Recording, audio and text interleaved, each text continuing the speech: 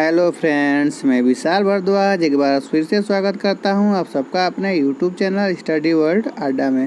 Friends, आज का जो हमारा टॉपिक है वो है प्रीवियस ईयर 26 जून 2011 को जो पेपर हुआ था सीटेट का, उसमें से साइकोलॉजी का भाग है। फ्रेंड्स, इससे पहले मैंने एक वीडियो डाला था जो कि हिंदी का था। फ्रेंड्स, ऐसे ही मैं जितने भी प्रीवियस ईयर के पेपर हैं सीटेट के उन सभी को आपके सामने हल कराऊँगा।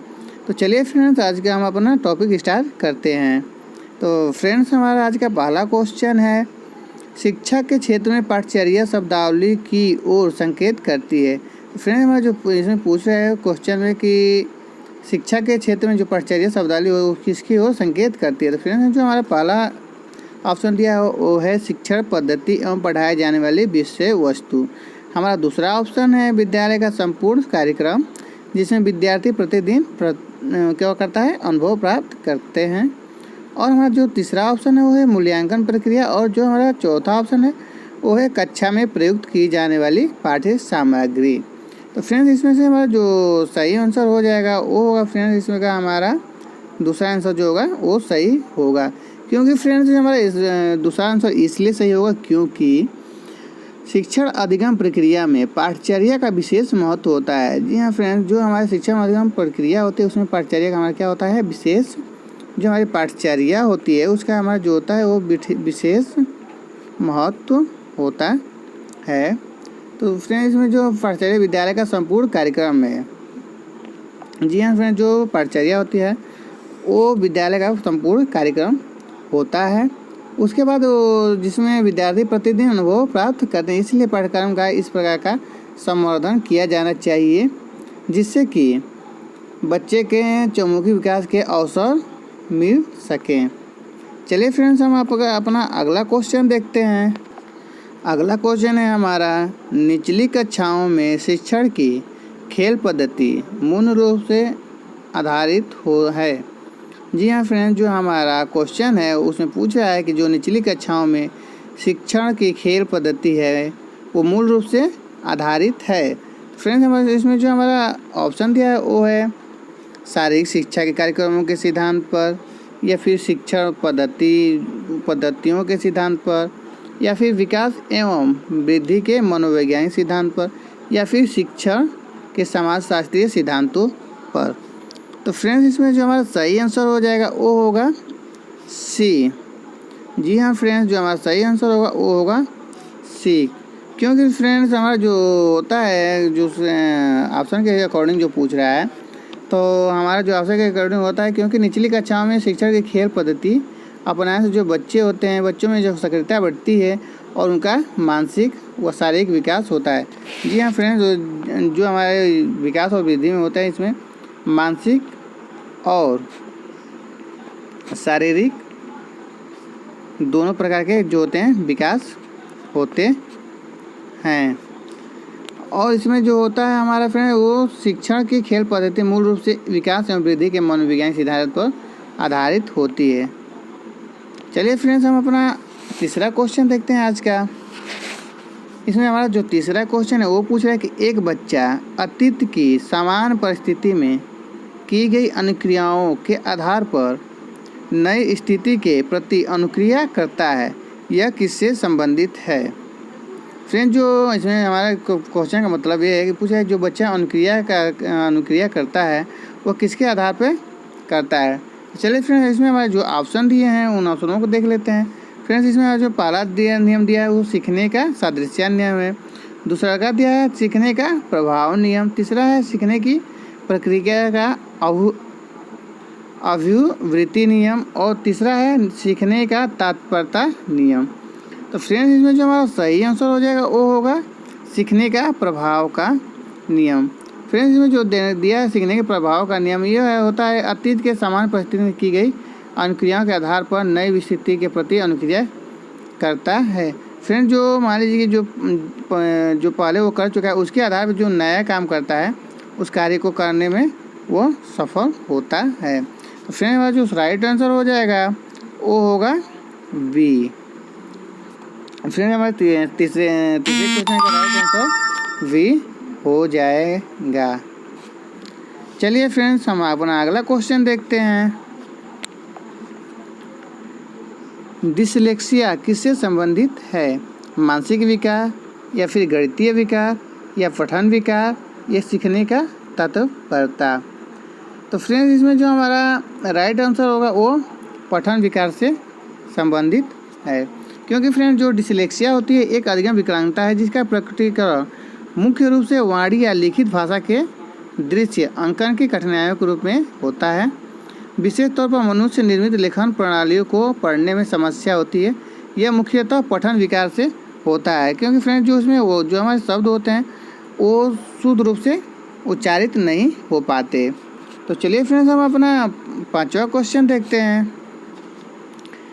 विशेष आवश्यकता वाले बच्चों को शिक्षा उपलब्ध कराई जानी चाहिए।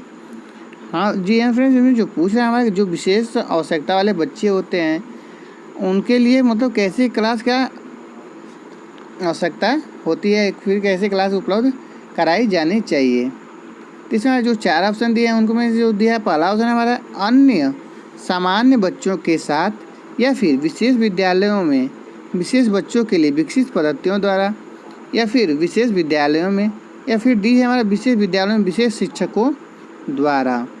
तो फ्रेंड्स इसमें हमारा जो राइट आंसर हो जाएगा वो होगा ए। जी हमारा जो राइट आंसर वो होगा ए, क्योंकि फ्रेंड्स जो विशेष आवश्यकता वाले बच्चे होते हैं वो अन्य बच्चों के साथ शिक्षा उपलब्ध कराई जानी चाहिए। इनके विकास के लिए विद्यालय के वातावरण शिक्षकों का इनके प्रति व्यवहार भी सुधारा जाना चाहिए तथा मानसिक रूप से पिछड़े छात्रों पर शिक्षक द्वारा विशेष ध्यान दिया जाना चाहिए। फ्रेंड्स इसमें मान लीजिए कि जो विशेष आवश्यकता वाले बच्चे होते हैं, जैसे मान लीजिए जो हैंडीकैप बच्चे होते हैं, अगर उनको हम सामान्य बच्चों से अगर अलग बैठाते हैं उनके अंदर हीनता की भावना आ जाती है। इसलिए सभी बच्चों के साथ अन्य सामान्य बच्चों के साथ भी उनको बैठाना जाना चाहिए। तो हमारा जो राइट आंसर हो जाएगा वो होगा ए। चलिए फ्रेंड्स हम अपना अगला क्वेश्चन देखते हैं। फ्रेंड्स हमारा जो अगला क्वेश्चन है वो है आकलन को और रोचक प्रक्रिया बनाने के लिए के प्रति सचेत होना चाहिए। जी हाँ फ्रेंड्स, जो हमारा आकलन होता है और उसको रोचक प्रक्रिया बनाने के लिए के प्रति सचेत होना चाहिए। किसके प्रति हमें सचेत होना चाहिए? तो हमारा फ्रेंड्स जो ऑप्शन दिया हुआ है उसमें जो ऑप्शन है हमारा पहला है अलग अलग विद्यार्थियों में तुलना करके, या फिर विद्यार्थियों को बुद्धिमान या औसत शिक्षार्थी की उपाधि देना, या फिर शैक्षिक और शैक्षिक के क्षेत्रों में विद्यार्थी के सीखने के बारे में जानकारी प्राप्त करने के लिए विविध तरीकों का प्रयोग करना, या फिर प्रतिपुष्टि या फीडबैक के देने के लिए तकनीकी भाषा का प्रयोग करना। तो फ्रेंड्स जो हमारा क्वेश्चन पूछ रहा है उसके अकॉर्डिंग हमारा जो राइट आंसर हो जाएगा वो है बी, क्योंकि फ्रेंड्स शिक्षक द्वारा आकलन को उपयोगी और रोचक प्रक्रिया बनाने के लिए विद्यार्थियों को बुद्धिमान या औसत विद्यार्थी की उपाधि देते समय सचेत रहना चाहिए, अन्यथा बालकों में निराशा उत्पन्न हो सकती है। चलिए फ्रेंड्स हम आज का अपना 7वां क्वेश्चन देखते हैं। फ्रेंड्स हम आज का हमारा 7वां क्वेश्चन है प्रतिभाशाली होने का संकेत नहीं है। तो फ्रेंड्स इसमें जो हमारे 4 ऑप्शन दिए वो एक है सृजनात्मक विचार, या फिर दूसरों के साथ झगड़ना, या फिर अभिव्यक्ति में नवीनता, या फिर जिज्ञासा। तो फ्रेंड्स हमारा जो सही आंसर हो जाएगा वो होगा दूसरों के साथ झगड़ना, क्योंकि फ्रेंड्स दूसरों के साथ झगड़ना प्रतिभाशाली होने का संकेत नहीं है। जी हाँ फ्रेंड्स, दूसरों के साथ झगड़ना प्रतिभाशाली लक्षण नहीं है, क्योंकि फ्रेंड्स प्रतिभाशाली बालक में जिज्ञासा, अभिव्यक्ति की नवीनता तथा सृजनात्मक विचार जैसे गुण होते हैं, जिससे बालक विद्यालय स्तर पर उच्च स्थान प्राप्त करता है। यह किसी विशेष क्षेत्र जैसे गणित, कला, विज्ञान, सामाजिक विज्ञान आदि में विशेष योग्यता रखते हैं। जितने भी अगर हमारे जो विषय देखे जाएं, जितने भी हमारे विषय होते हैं चाहे वो किसी भी क्षेत्र के होते हैं उसमें वो निपुणता हासिल करते हैं, न कि दूसरों के साथ झगड़ने पसंद करते हैं। तो चलिए फ्रेंड्स आज हम अपना 8वां क्वेश्चन देखते हैं। बच्चे दुनिया के बारे में अपनी समझ का सृजन करते हैं, इसका श्रेय को जाता है। जी हाँ फ्रेंड्स, जो ये कथन है, बच्चे दुनिया के बारे में अपनी समझ का सृजन करते हैं, इसका श्रेय किसे जाता है? जिन पियाजे को, या फिर पॉलो को, या फिर कोलवर को, या फिर स्किनर को। तो फ्रेंड्स हमारा जो राइट आंसर हो जाएगा वो होगा जिन पियाजे। क्योंकि फ्रेंड्स इन्होंने जो जिन पियाजे थे ये स्विट्जरलैंड के एक मनोवैज्ञानिक थे। जो जिन पियाजे थे वे स्विट्जरलैंड के एक मनोवैज्ञानिक थे। उन्होंने जिन विचारों का प्रतिपादन किया उन्हें पियाजे के मानसिक या संज्ञानात्मक विकास के सिद्धांत के नाम से जाना जाता है। इनके अनुसार बच्चे दुनिया के बारे में अपनी समझ का सृजन करते हैं। तो हम फ्रेंड्स हमारा जो राइट आंसर हो जाएगा वो होगा ए। चलिए फ्रेंड्स आज का हम अपना अगला क्वेश्चन देखते हैं। कृतिका घर में ज़्यादा बात नहीं करती, लेकिन विद्यालय में वह काफ़ी बात करती है। यह दर्शाता है कि विद्यालय हर समय बच्चों को खूब बात करने का अवसर देता है, या फिर शिक्षक की यह मांग होती है कि बच्चे विद्यालय में खूब बात करें, या फिर कृतिका को अपना घर बिल्कुल पसंद नहीं है, या फिर उसके विचारों को विद्यालय में मान्यता नहीं मिलती है। तो फ्रेंड्स हमारा जो सही आंसर हो जाएगा वो होगा डी। फ्रेंड्स जो हमारा राइट आंसर हो जाएगा वो होगा डी। क्योंकि फ्रेंड्स जो कृतिका है अक्सर घर पर अधिकतर ज़्यादा बातें नहीं करती, क्योंकि हो सकता है कि उसकी बातों पर ध्यान नहीं दिया जाता हो, जबकि विद्यालय में वह काफ़ी बात करती है। इसका तात्पर्य यह है कि उसके विचारों को विद्यालय में मान्यता मिलती है। यही कारण है कि वह विद्यालय में काफ़ी बात करती है, जबकि घर पर नहीं। तो फ्रेंड्स हमारा जो राइट आंसर हो जाएगा वो होगा डी। चलिए फ्रेंड्स आज का हम अपना 10वां क्वेश्चन देखते हैं। एक शिक्षक को अपने विद्यार्थियों की क्षमताओं को समझने का प्रयास करना चाहिए। निम्नलिखित में से कौन सा क्षेत्र इस उद्देश्य के साथ संबंध है? शिक्षा समाजशास्त्र, या फिर सामाजिक दर्शन, या फिर मीडिया मनोविज्ञान, या फिर शिक्षा मनोविज्ञान। फ्रेंड्स हमारा जो राइट आंसर हो जाएगा वो होगा शिक्षा मनोविज्ञान। क्योंकि फ्रेंड्स जो शिक्षा मनोविज्ञान के अंतर्गत शिक्षण अधिगम, स्मृति, अभिप्रेरणा, संवेग, चरित्र विकास एवं वृद्धि, व्यक्तित्व, सृजनात्मकता, रुचियाँ इत्यादि का अध्ययन किया जाता है। ये सभी विषय वस्तु एक शिक्षक को अपने विद्यार्थियों की क्षमताओं को समझने का अवसर प्रदान करती है। तो फ्रेंड्स हमारा जो राइट आंसर हो जाएगा वो होगा डी। चलिए फ्रेंड्स आज का हम अपना अगला क्वेश्चन देखते हैं। सीखने की प्रक्रिया में अभिप्रेरणा है। फ्रेंड्स हमारे जो सीखने प्रक्रिया में जो अभिप्रेरणा होती है वो क्या होती है? तो इसमें हमारे जो 4 ऑप्शन दिए हैं इसमें से देखते हैं कौन सा ऑप्शन हमारा जो होता है सही होता है।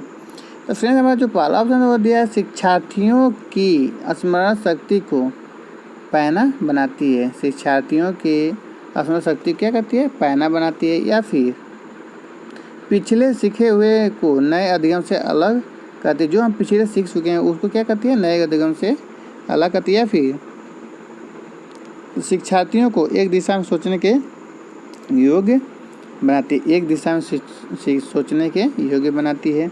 या फिर शिक्षार्थियों में सीखने के प्रति रुचि का विकास करती है। तो फ्रेंड्स हमारा जो राइट आंसर हो जाएगा वो होगा डी। जी हाँ फ्रेंड्स जो हमारा राइट आंसर होगा वो होगा डी। क्योंकि फ्रेंड्स शिक्षार्थियों में सीखने के प्रति रुचि का विकास करती है। जो हमारा प्रेरणा होती है उसको हम इंग्लिश में मोटिवेशन कहते हैं। मोटिवेशन का अर्थ होता है कि किसी कार्य को करने के लिए प्रोत्साहित होना। फ्रेंड्स जैसे हम कोई कार्य करने जाते हैं, जब तक हम कोई मोटिवेट नहीं करता या फिर हम जब तक उससे इंस्पायर नहीं होते तब तक हम कोई कार्य नहीं करते। लेकिन अगर कोई मोटिवेट हमें करता है तो फिर हम उस कार्य करने के लिए उत्साहित हो जाते हैं। यह एक ऐसी प्रक्रिया जिसमें सीखने वाले को आंतरिक ऊर्जा अथवा आवश्यकता व्यक्त करने में उपस्थित विभिन्न आदर्शोन्मुखी लक्ष्यों की ओर निर्देशित होती है। दूसरे शब्दों में अभिप्रेरणा शिक्षार्थियों में सीखने के प्रति रुचि का विकास भी करती है। चलिए फ्रेंड्स, तो हमारा जो राइट आंसर हो जाएगा वो है डी। चलिए फ्रेंड्स, हम अपना अगला क्वेश्चन देखते हैं। सीखना समृद्ध हो सकता है यदि वास्तविक दुनिया से उदाहरणों को कक्षा में लाया जाए, जिसमें विद्यार्थी एक दूसरे से अंतःक्रिया करे और शिक्षक उससे प्रक्रिया को सुगम बनाए, या फिर कक्षा में अधिक से अधिक शिक्षण सामग्री का प्रयोग किया जाए, या फिर शिक्षक विभिन्न प्रकार का व्याख्यान और स्पष्टीकरण का प्रयोग करें, या फिर कक्षा में आवधिक परीक्षाओं पर अपेक्षित ध्यान दिया जाए। तो फ्रेंड्स, हमारा जो राइट आंसर हो जाएगा वो होगा ए। जो हमारा राइट आंसर होगा वो होगा ए। वास्तविक दुनिया से उदाहरणों को कक्षा में लाया जाए, जिसमें विद्यार्थी एक दूसरे से अंतःक्रिया करे और शिक्षक उस प्रक्रिया को सुगम बनाए। फ्रेंड्स, एक शिक्षक अपने छात्र के उत्तम ढंग से सीखने के लिए पुरस्कार, सफलता, उत्साह आदि कारकों का प्रयोग करके भी छात्रों को सीखने की प्रक्रिया को सुगम बना सकता है। जी हाँ फ्रेंड्स, अपने स्टूडेंटों को इनाम भी दे सकता है, या फिर उन्हें प्रोत्साहित कर सकता है, या फिर उन्हें सफलता दिलाकर भी उनका उत्साह वर्धन कर सकता है। तो फ्रेंड्स, हमारा जो राइट आंसर होगा वो होगा ए। जो हमारा राइट आंसर होगा वो है ए। चलिए फ्रेंड्स, हम अपना अगला क्वेश्चन देखते हैं। निम्न में से कौन से कथन को सीखने की प्रक्रिया की विशेषता नहीं माननी चाहिए? जी हाँ फ्रेंड्स, निम्न में से कौन से कथन को सीखने की प्रक्रिया की विशेषता नहीं मानना चाहिए? तो फ्रेंड्स, हमारा जो पहला ऑप्शन दिया है उसमें वो दिया है शैक्षिक संस्थान ही एकमात्र स्थान है जहां अधिगम प्राप्त होता है, या फिर सीखना एक व्यापक है प्रक्रिया है, या फिर सीखना लक्ष्योन्मुखी है, या अनअधिगम भी सीखने की प्रक्रिया है। तो फ्रेंड्स, जो हमारा राइट आंसर होगा वो होगा ए। जी हाँ फ्रेंड्स, जो राइट आंसर होगा वो होगा हमारा ए, क्योंकि फ्रेंड्स, जो हमारा सीखना एक ऐसी व्यापक प्रक्रिया है जो लक्ष्योन्मुखी होती है एवं जीवन पर्यंत चलती रहती है। यह आवश्यक है कि शैक्षिक संस्थान में ही अधिगम प्राप्त किया जाए। समाज में रहते हुए घर, पास पड़ोस, परिवेश एवं अन्य अनौपचारिक संस्थानों से भी अधिगम संभव है। फ्रेंड्स, हमारा जो राइट आंसर हो जाएगा वो होगा ए। चलिए फ्रेंड्स, हम अपना अगला क्वेश्चन देखते हैं। 5वीं कक्षा के दृष्टिबाधित विद्यार्थी को निचले स्तर के कार्य करने की छूट मिलनी चाहिए, या फिर उनके माता पिता और मित्रों द्वारा उसे दैनिक कार्यों करने में सहायता की जानी चाहिए, या फिर उनके साथ कक्षा में सामान्य रूप से व्यवहार किया जाना चाहिए और श्रव्य सीडी के माध्यम से सहायता उपलब्ध कराई जानी चाहिए, या फिर उनके साथ कक्षा में विशेष व्यवहार किया जाना चाहिए। तो फ्रेंड्स, जो हमारा राइट आंसर हो जाएगा वो होगा सी।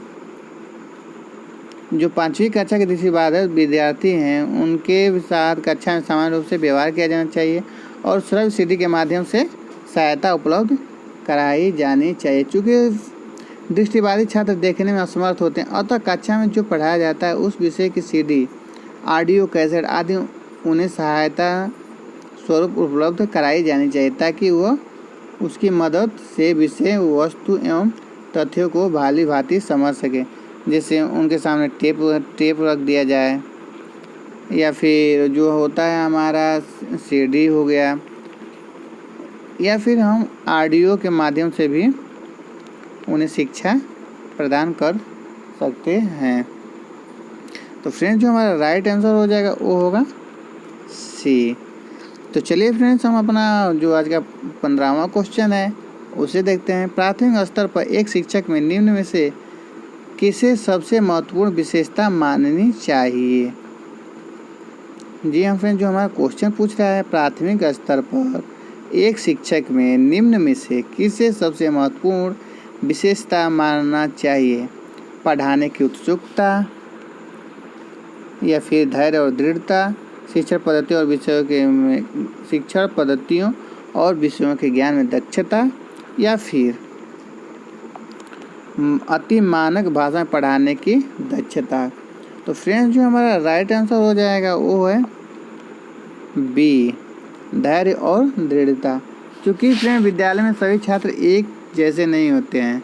कुछ जल्दी बातों को ग्रहण कर लेते हैं तो कुछ इसके लिए अधिक समय लेते हैं। इसलिए सभी छात्रों को सामान्य रूप से आगे बढ़ाने के लिए शिक्षक में धैर्य एवं दृढ़ता का होना आवश्यक है। जी हाँ फ्रेंड, कुछ बच्चे ऐसे भी होते हैं जो बहुत चंचल होते हैं, कुछ शांत रहते हैं। कुछ बच्चे होते हैं जो बातों को बहुत ज़्यादा देर के बाद समझते हैं।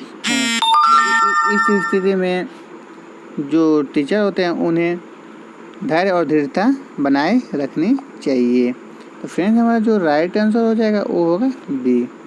तो चलिए फ्रेंड्स, हम अपना अगला क्वेश्चन देखते हैं। वह अवस्था जब बच्चा तार्किक रूप से वस्तुओं व घटनाओं के विषय में चिंतन प्रारंभ करता है, तो वो कौन सी अवस्था होती है फ्रेंड्स? संवेदी प्रेरक अवस्था, या फिर औपचारिक संक्रियात्मक अवस्था, या फिर पूर्व संक्रियात्मक अवस्था, या फिर मूर्त संक्रियात्मक अवस्था। तो फ्रेंड्स, जो हमारा राइट आंसर हो जाएगा वो होगा मूर्त संक्रियात्मक अवस्था। क्योंकि फ्रेंड, बालक में जो बुद्धि के क्रमिक विकास को जीन पियाजे ने 4 अवस्थाओं में विभाजित किया। इंद्रजनित गामक अवस्था, जिसे हम सेंसोरी स्टेज कहते हैं, सेंसोरी मोटर कहते हैं, जो जन्म से 2 वर्ष तक होता है। ये जो होता है जन्म से 2 वर्ष तक होता है। दूसरा हमारा होता है पूर्व संक्रियात्मक अवस्था। ये जो होती है हमारी 2 से 7 वर्ष होती है।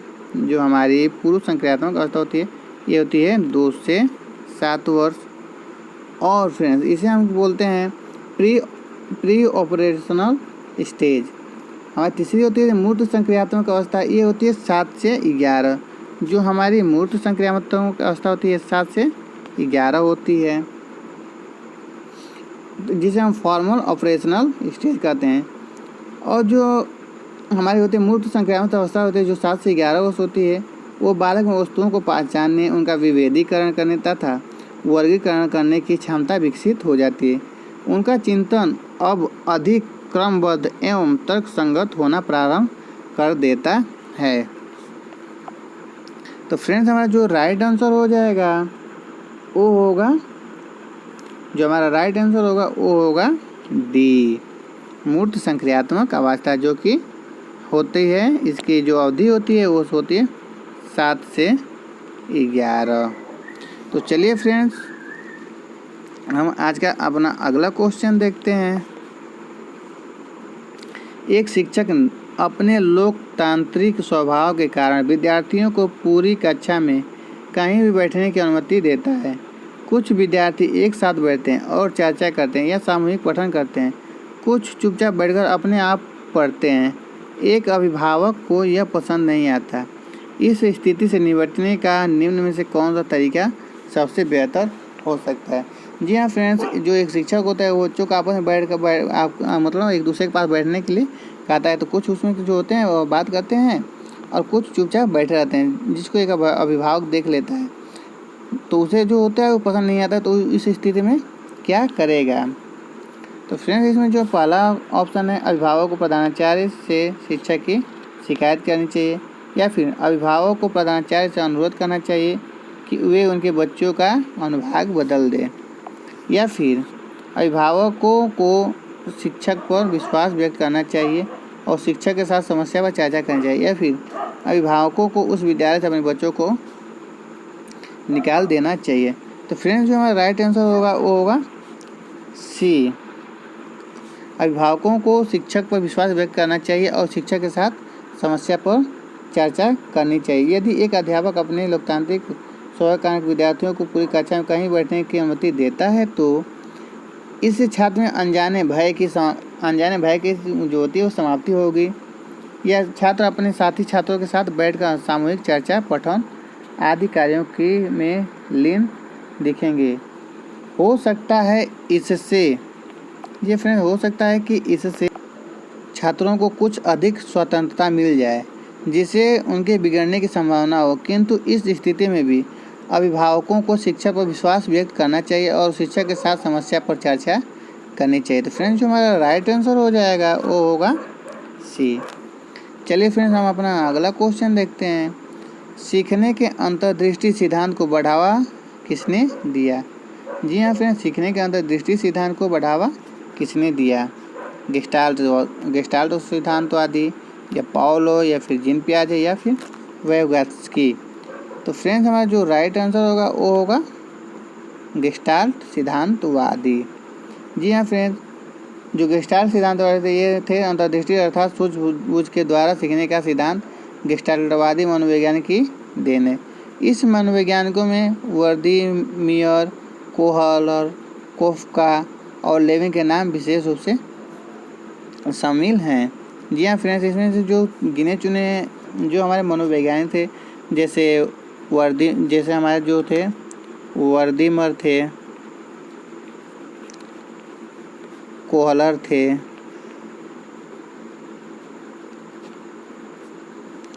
और जो थे कोफ्का थे, और लेविन, और जो थे हमारे लेविन थे। तो फ्रेंड्स, इसमें जो इन्होंने जो गेस्टाल्ट एक जर्मन शब्द है जिसका अर्थ होता है, जी हाँ फ्रेंड्स, जो हमारा जो गेस्टाल्ट होता है वो एक जर्मन शब्द होता है जिसका अर्थ होता है एक आकृति को पूर्णता या समग्रता के रूप में लेना। गेस्टाल्टवादी सिद्धांत को प्रतिपादित करने के लिए कोहलर ने चिंपैंजी के ऊपर प्रयोग किया था। जी हाँ फ्रेंड्स, जो गेस्टाल्टवादी जो कोहलर थे उन्होंने चिंपैंजी के ऊपर अपना प्रयोग किया था। तो हमारा जो राइट आंसर हो जाएगा वो होगा ए। चलिए फ्रेंड्स, हम अपना अगला क्वेश्चन देखते हैं। बच्चों के बौद्धिक विकास की 4 विशिष्ट अवस्थाओं की पहचान की गई। कोहलर द्वारा, एरिक्सन द्वारा, स्किनर द्वारा, या फिर जीन पियाजे द्वारा। फ्रेंड्स, अभी हमने आपको पिछली कक्षा में पिछले जो क्वेश्चन थे उसमें बताया था कि जो जीन पियाजे थे उन्होंने जो बच्चों के बौद्धिक विकास थी उनकी 4 अवस्थाओं को बताया था। तो हमारा जो राइट आंसर हो जाएगा वो होगा जीन पियाजे। तो हमारा सही आंसर हो जाएगा 19 का डी। चलिए फ्रेंड्स, हम अगला क्वेश्चन देखते हैं। निम्नलिखित में से किस अवस्था में बच्चे अपनी समवयस्क समूह के सक्रिय सदस्य हो जाते हैं? पहला है किशोरावस्था, या फिर प्रौढ़ावस्था, या फिर पूर्व बाल्यावस्था, या फिर बाल्यावस्था। तो फ्रेंड्स, जो हमारा होता है हमारा राइट आंसर हो जाएगा वो होगा किशोरावस्था। क्योंकि फ्रेंड्स, जो किशोरावस्था होती है वो 12 से 18 वर्ष होती है।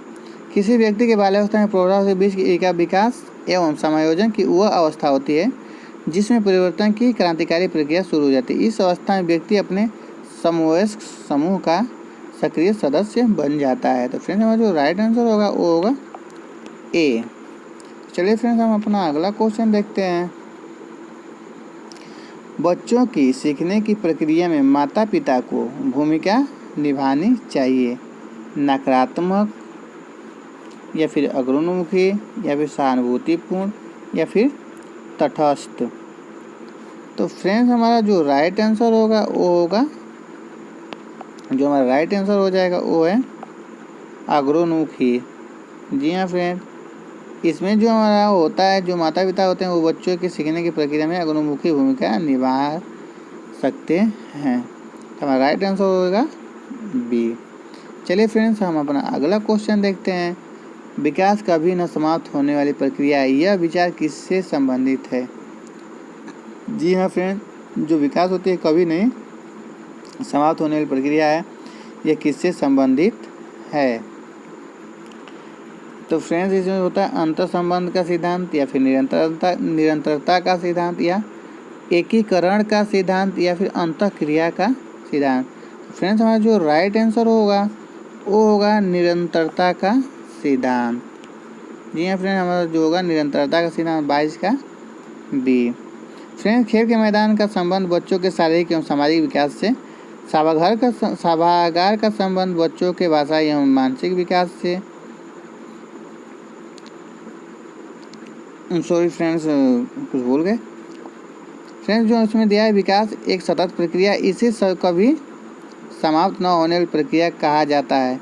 यह निरंतरता के सिद्धांत से संबंधित है। जी हाँ फ्रेंड्स, हमारा जो राइट आंसर होगा वो होगा बी।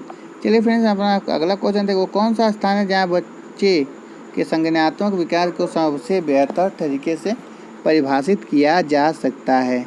खेल का मैदान, या फिर विद्यालय में कक्षा का पर्यावरण, या फिर सभागार, या घर? तो फ्रेंड्स इसमें जो हमारा जो राइट आंसर होगा वो है विद्यालय एवं कक्षा का पर्यावरण। तो हमारा जो राइट आंसर होगा वो 23 का बी सही हो जाएगा। तो फ्रेंड्स इसमें जो दिया है जो हमारा राइट आंसर मतलब जो है बी सही होगा। खेल के मैदान का संबंध बच्चों के शारीरिक एवं सामाजिक विकास से। सभागार का संबंध जो खेल का संबंध होता है वो होता है हमारे शारीरिक और सामाजिक विकास से होता है, शारीरिक और सामाजिक विकास से होता है। जबकि जो होता है हमारा सभागार का जो संबंध होता है बच्चों के भाषाई एवं मानसिक विकास से होता है। इसमें भाषाई विकास होता है सभागार का संबंध। और फिर घर का संबंध होता है वो सामाजिक विकास से होता है, एवं कक्षा पर्यावरण का संबंध बच्चों के संज्ञानात्मक विकास से होता है। हमारा जो राइट आंसर होगा वो होगा बी। चलिए फ्रेंड्स हम अपना अगला क्वेश्चन देखते हैं। निम्न में से कौन सा बुद्धिमान बच्चे का लक्षण नहीं है?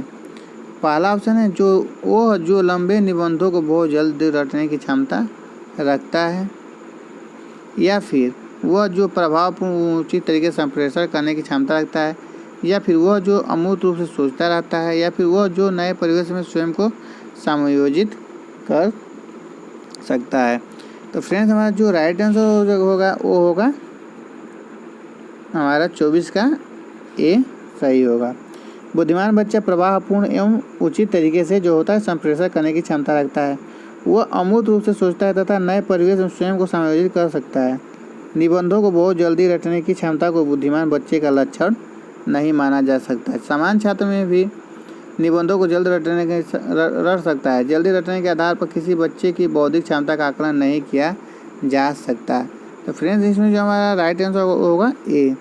फ्रेंड्स जैसे कि हमने पहले ही बताया था आपको कि इसमें जो होता है कि नहीं जो नकारात्मक वर्ड होते हैं उनको बहुत विशेष तौर से ध्यान रखना चाहिए। तो यहाँ पे जो हमारा नकारात्मक वर्ड नहीं है तो इसको हम क्या कर सकते हैं, या तो हम गोला बना सकते हैं, या फिर इसको हम हाईलाइट कर दें ताकि हमारे क्वेश्चन पढ़ते हो कि हमारा ध्यान जो होता है इस पर बनी रहे। जैसे कि हमारे क्वेश्चन का बहुत कम चांसेस होते हैं जिससे गलत होने के लिए। तो चलिए फ्रेंड्स हम अपना अगला क्वेश्चन देखते हैं।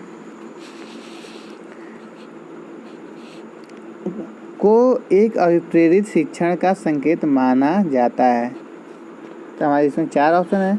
कक्षा में अधिकतम उपस्थिति, या फिर शिक्षक के द्वारा दिया गया उपचारात्मक कार्य, या फिर विद्यार्थियों द्वारा पूछा गया प्रश्न, या फिर कक्षा में एकदम खामोशी।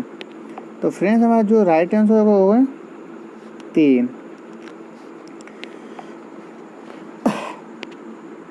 फ्रेंड्स हमारा जो राइट आंसर होगा वो है विद्यार्थियों द्वारा प्रश्न पूछना। जी हाँ फ्रेंड्स, जो हमारा सही आंसर होगा वो है विद्यार्थियों द्वारा प्रश्न पूछना। क्योंकि फ्रेंड अभिप्रेरणा विद्यार्थियों में पढ़ाई तथा अन्य कार्यों के लिए रुचि पैदा करना तथा उनमें जोश भरने की कला है। छात्र यदि अध्यापक से प्रश्न पूछते हैं तो यह अभिप्रेरित शिक्षण का संकेत है, क्योंकि छात्रों द्वारा प्रश्न पूछकर अपनी जिज्ञासा शांत करना अभिप्रेरणा का एक उदाहरण है। तो चलिए फ्रेंड्स हम अपना अगला क्वेश्चन देखते हैं। निम्न में से कौन सा बच्चे की सामाजिक मनोवैज्ञानिक आवश्यकताओं के साथ संबंध नहीं है। हमारा पहला ऑप्शन है सामाजिक अनुमोदन अथवा सराहना की आवश्यकता, या फिर संवेगात्मक सुरक्षा की आवश्यकता, या फिर शरीर से अपशिष्ट पदार्थों का नियमित रूप से बाहर निकालना, या फिर सानिध्य संगति की आवश्यकता। तो फ्रेंड्स हमारा जो राइट आंसर होगा वो होगा सी, शरीर से अपशिष्ट पदार्थों का नियमित रूप से बाहर निकलने का संबंध बच्चों की शारीरिक आवश्यकताओं से है। तो फ्रेंड हमारा जो राइट आंसर होगा वो होगा सी। चलिए हम अपना अगला क्वेश्चन देखते हैं। मन का मानचित्रण संबंधित है बोध समझ बढ़ाने की तकनीक से, या फिर साहसिक कार्यों की प्रक्रिया से, क्रिया योजना से, या फिर मन का चित्र बनाने से, या फिर मन की क्रियाशीलता पर अनुसंधानों से। तो फ्रेंड्स हमारा जो राइट आंसर हो जाएगा वो होगा 4, मन की क्रियाशीलता पर अनुसंधान से। तो चलिए फिर हम अपना अगला क्वेश्चन देखते हैं। विशेष रूप से प्राथमिक स्तर पर विद्यार्थियों की सीखने संबंधी समस्याओं को संबोधित करने का सबसे बेहतर तरीका है। तो हमारा जो पहला जो ऑप्शन है वो है अक्षमता के अनुरूप विभिन्न शिक्षण पद्धतियों का प्रयोग करना, या फिर महंगी और चमकदार सहायक सामग्री का प्रयोग करना, या फिर सरल और रोचक सहायक सामग्री का प्रयोग करना, या फिर कहानी कथन पद्धति का प्रयोग करना। तो फ्रेंड्स हमारा जो राइट आंसर होगा वो होगा ए, क्योंकि फ्रेंड्स शिक्षा का उद्देश्य बालक का सर्वांगीण विकास करना है। शिक्षा की प्रक्रिया के दौरान छात्रों को कई तरह की समस्याओं का सामना करना पड़ सकता है। ऐसी स्थिति में विशेष रूप से प्राथमिक स्तर पर विद्यार्थियों की सीखने संबंधी समस्याओं को संबोधित करने तथा उन्हें दूर करने का सबसे बेहतर तरीका अक्षमता के अनुरूप विभिन्न शिक्षण पद्धतियों का प्रयोग करना है। छात्रों की योग्यता के अनुरूप शिक्षक क्या कर सकता है, खेल विधि, या फिर करके सीखना, खेल विधि या करके सीखना, या फिर निरीक्षण द्वारा सीखना, या फिर योजना विधि द्वारा खोज इत्यादि विधि का प्रयोग करता है। चलिए फ्रेंड्स हमारा जो राइट आंसर होगा वो होगा ए। चलिए अब अपना आज का अगला क्वेश्चन देखते हैं। पियाजे के अनुसार निम्नलिखित में से कौन सी अवस्था में बच्चा अमूर्त संकल्पनाओं के विषय में तार्किक चिंतन करना आरंभ कर देता है। फ्रेंड्स इसके पहले हमने जो इसके जो पहले वाला क्वेश्चन था उसमें आपको बताया था। चलिए फिर एक बार फिर वही क्वेश्चन दोहराया गया है। तो चलिए आपको बताते हैं इसमें जो हमारा सही आंसर हो जाएगा वो होगा 29 का बी, क्योंकि फ्रेंड पियाजे के अनुसार 11 वर्ष या उससे ऊपर की जो अवस्था होती है वो औपचारिक संक्रियात्मक अवस्था है, जिसमें बच्चा अमूर्त संकल्पनाओं के विषय में तार्किक चिंतन करना आरंभ करता है। तो फ्रेंड्स चलिए हम आज का अंतिम क्वेश्चन देखते हैं। निम्न में से कौन सा शिक्षार्थियों में सृजनात्मकता का पोषण करता है? अच्छी शिक्षा के व्यवहारिक मूल्यों के लिए शिक्षार्थियों का शिक्षण, या फिर प्रत्येक शिक्षार्थी के अंतर्जात प्रतिभाओं का पोषण करने एवं प्रश्न करने के अवसर उपलब्ध कराना, या फिर विद्यालय जीवन के प्रारंभ से उपलब्धि के लक्ष्यों पर बल देना, या फिर परीक्षा में अच्छे अंकों के लिए विद्यार्थियों की कोचिंग करना। फ्रेंड्स हमारा जो राइट आंसर हो जाएगा वो होगा बी, क्योंकि फ्रेंड्स सृजनात्मकता एक ऐसी प्रक्रिया है जिसके जरिए एक छात्र के भीतर छिपी प्रतिभा सामने आती है। कई बार छात्र कक्षा में अध्यापक द्वारा पूछे गए प्रश्नों का जवाब जानते हुए भी जवाब देने से संकोच करते हैं। एक बार मन में प्रश्न उठने पर भी मौन रहते हैं। सृजनात्मकता ही वह गुण है जो प्रत्येक शिक्षार्थी की अंतर्जात प्रतिभाओं का पोषण करने एवं प्रश्न करने अथवा जवाब देने का अवसर उपलब्ध कराता है। तो फ्रेंड्स आज के लिए बस इतना ही। अपने अगले वीडियो में जो प्रीवियस 26 जून 2011 के जो पेपर हुए थे पर्यावरण का वो लेकर आएंगे। तब तक के लिए जय हिंद, वंदे मातरम। फ्रेंड्स जो हमारा चैनल है उसको सब्सक्राइब और शेयर करना ना भूलें, और जो कमी उसको कमेंट बॉक्स में ज़रूर बताएं। तब तक के लिए जय हिंद, वंदे मातरम।